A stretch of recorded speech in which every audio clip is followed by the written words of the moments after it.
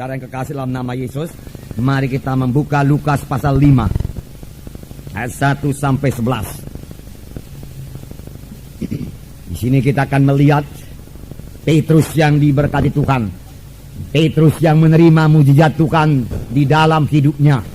Apakah yang diperbuat oleh Petrus menerima kuasa Tuhan, menerima mujizat Tuhan ini? Prinsip yang dipakai Petrus ini masih boleh kita pakai sekarang ini. Mari kita membaca dalam Lukas pasal 5 ayat 1 sampai 11. Kita membaca bersama-sama.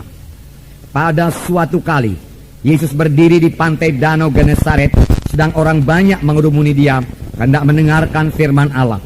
Ia melihat dua perahu di tepi pantai. Nelayan-nelayannya telah turun dan sedang membasuh jalannya. Ia naik dalam salah satu perahu itu, yaitu perahu Simon, dan menyuruh dia supaya menolakkan perahunya sedikit jauh dari pantai. Lalu ia duduk dan mengajar orang banyak dari atas perahu. Setelah selesai berbicara, ia berkata kepada Simon, "Bertolaklah ke tempat yang dalam dan tebarkanlah jalamu untuk menangkap ikan." Simon menjawab, "Guru, telah sepanjang malam kami bekerja keras dan kami tidak menangkap apa-apa. Tetapi karena engkau menyuruhnya, aku akan menebarkan jala juga." Dan setelah mereka melakukannya, mereka menangkap sejumlah besar ikan, sehingga jala mereka mulai koyak. Dan mereka itu datang. Lalu mereka bersama-sama mengisi kedua perahu itu dengan ikan, hingga hampir tenggelam. Ketika Simon Petrus melihat hal itu, ia pun tersungkur di depan Yesus dan berkata, "Tuhan, pergilah daripadaku, karena aku ini seorang berdosa." Demikian juga Yakobus dan Yohanes, anak-anak Zebedeus, yang menjadi teman Simon. Kata Yesus kepada Simon, "Jangan takut, mulai dari sekarang kau akan menjala manusia." Dan sesudah mereka menghela perahu-perahunya ke darat, mereka pun meninggalkan segala sesuatu, lalu mengikut Yesus.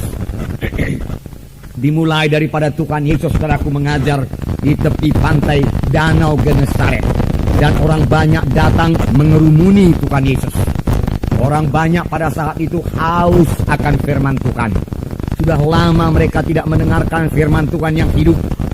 Sebab pengajaran Tuhan Yesus lain sekali daripada pengajaran ahli-ahli Taurat.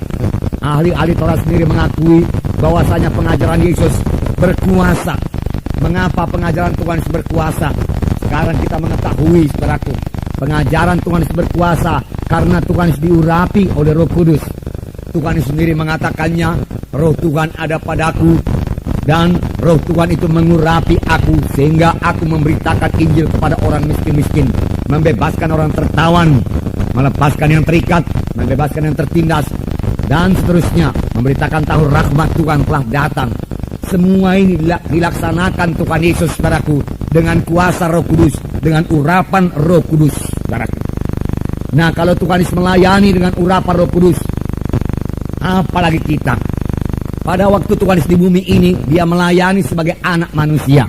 Dia tidak melayani sebagai Allah. Kalau dia melayani sebagai Allah, nggak perlu diurapi, sudah cukup kuasa. Tetapi karena dia melayani sebagai anak manusia, dia perlu diurapi. Dan urapan itulah yang membuat pelayanannya berkuasa. Urapan Roh Kudus membuat pelayanan yang berkuasa. Demikian juga sekarang, saudaraku. Rindukah kita jiwa-jiwa berkerumun datang kepada Tuhan? Rindukah kita tanda ajaib, tanda mujizat jadi dalam pelayanan kita? Saudaraku, untuk itu kita harus diurapi oleh Roh Kudus. Roh Kudus yang mengurapi Yesus adalah Roh Kudus yang sama yang mengurapi kita sekarang ini. Roh Kudus tidak berubah. Roh Kudus sudah bekerja pada zaman Yesus dan bekerja pada Yesus. Roh Kudus juga bekerja pada sekarang ini, saudaraku. Kalau gereja-gereja dipenuhkan dengan Roh Kudus, berarti setiap anak-anak Tuhan dalam gereja itu dipenuhkan dengan Roh Kudus, saudaraku. Maka kita akan mengalami lagi kuasa dan mujizat Tuhan di dalam gereja kita ini. Bertambah-tambah kuasa, bertambah-tambah mujizat. Sebagai akibatnya, jiwa-jiwa akan datang terus berbondong-bondong datang kepada kebaktian kita. Sudah mulai, saudaraku, tapi belum sepenuhnya, saudaraku. Dalam pelayanan Tuhan Yesus, saudaraku, 5.000 orang, 4.000 orang berkerumun mengelilingi Tuhan Yesus, saudaraku. Dia mengajar dalam rumah, lalu di muka pintu jendela semua penuh dengan orang, saudaraku, dengan jiwa-jiwa yang haus akan firman Tuhan, yang diurapi Tuhan. Jiwa-jiwa sekarang ini juga haus akan firman Tuhan yang hidup, firman Tuhan yang diurapi Tuhan, saudaraku. Saudaraku, kuncinya yaitu penuh dengan Roh Kudus. Puji Tuhan, saudaraku. Sekarang ini saudaraku semua kita boleh penuh dengan Roh Kudus.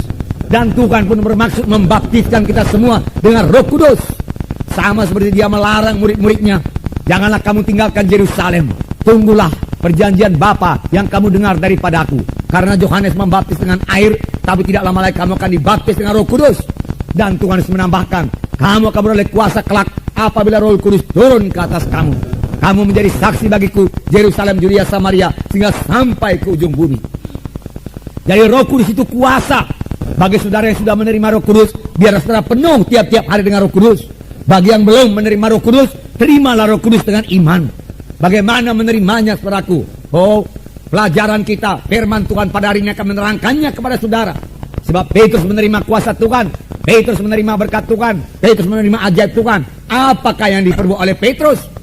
Yang diperbuat Lukas 5 ini merupakan prinsip yang bisa kita pakai sekarang ini untuk menerima segala berkat yang telah dijanjikan Tuhan kepada kita, saudaraku. Nah, saudaraku yang kasih dalam nama Yesus. Jadi, saudaraku, Tuhan Yesus mengajar di tepi danau Galilea, saudaraku. Dan orang banyak berhimpun kepadanya dan mulai mendesak-desak Tuhan Yesus. Tuhan Yesus berdiri di tepi pantai supaya jangan, saudaraku, Tuhan Yesus terdesak sampai ke air, saudaraku. Tuhan Yesus melihat ada perahu Petrus di tepi pantai. Dan dia meminjam perahu Petrus. Petrus, bisa aku pinjam perahumu? Simon, bisa aku pinjam perahumu? Wah, Simon berkata, silakan Tuhan. Ya, silakan. Lalu saudaraku, Tuhan Yesus mulai mengajar orang banyak dari atas perahu Petrus, saudaraku. Selesai mengajar, saudaraku, Tuhan Yesus, saudaraku, memperhatikan Petrus. Sudah seharusnya Petrus diberkati Tuhan. Layaklah Petrus menerima berkat Tuhan, saudaraku. Mengapa, saudaraku? Petrus sudah menabur. Kalau sekarang ini kita katakan, semua yang menabur, saudaraku, pasti menuai, saudaraku. Petrus telah memberikan perahunya, dipakai untuk mengabarkan Injil. Layaklah, sudah seharusnya lah Petrus diberkati Tuhan. Saudara kekasih, dalam nama Yesus, Tuhan mau memberkati Petrus. Tuhan mau mencurahkan berkatnya pada Petrus, saudaraku. Tetapi, saudaraku, Tuhan mempunyai jalan Tuhan sendiri. Bagaimana dia mencurahkan berkat itu? Ada jalan Tuhan, saudaraku. Tidak otomatis, saudaraku, berkat itu turun, saudaraku. Saudaraku, jalan apakah itu? Bagaimanakah menerima berkat Tuhan itu? Jawabannya singkat saja, saudaraku. Kalau kita mau menerima berkat Tuhan, kita harus menerimanya dengan iman.